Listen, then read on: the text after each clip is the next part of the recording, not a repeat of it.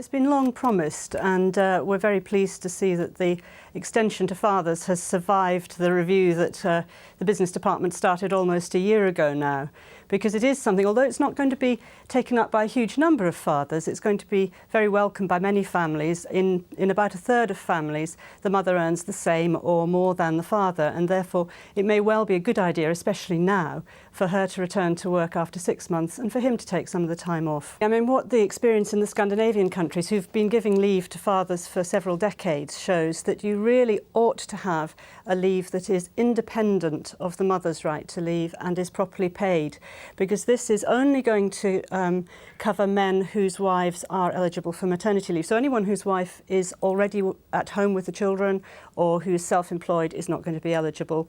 And also it's only £123 a week. So what we would really like to see is an independent, properly paid leave for fathers, which would really do something to enable families to think about the father getting properly involved at home. To be quite honest, for most families, it's a bit of a shock to discover that statutory maternity pay is only £123 a week. So to take a whole year off work for that level of pay is very hard for most families. So although it's disappointing, because obviously as a principle we would like the whole period of maternity pay leave to be paid, it's not surprising, and I don't think it will have too great an impact.